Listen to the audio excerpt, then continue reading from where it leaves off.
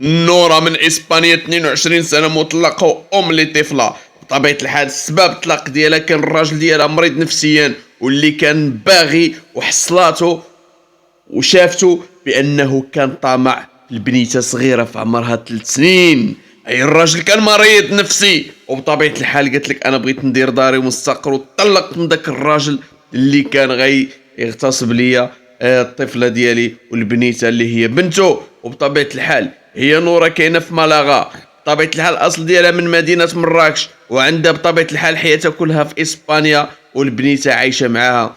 أي تزوجت على 18 سنة ولدت البنيته على 19 سنة وطلقات بطبيعة الحال ملي كانت في عمرها 21 سنة. دابا تقريبا عام باش طلقات نورة. أي نورة كتقلب على شي راجل اللي كل العمر ديالو من 27 سنة حتى ل 48 سنة، مطلق أرمل أو عازب إلا كان قبل عليها بالطفلة ديالها.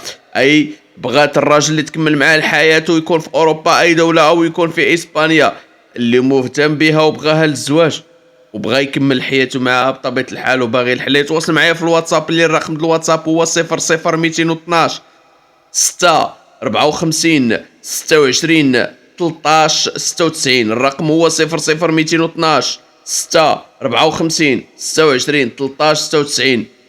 برنامج زوجوني مع شفيق اللي زوج بزاف ديال البنات ورجال من 2019 وبطبيعة الحال اللي فرح معاهم وداروا دارهم ووليداتهم. وبطبيعة الحال كاينين الناس اللي تزوجوا حتى في الكومونتيرات. وما تنسوش في هذا الفيديو اللي باغيين الزواج يشرفوني بالاسم والسن والمدينة او الدولة اللي عايش فيها. ودائما حركة اكسبلور والبارطاج اللي كيكونوا مميزين عندي اللي كيبارطاجيو واللي كيديروا حركة اكسبلور اللي ضروري.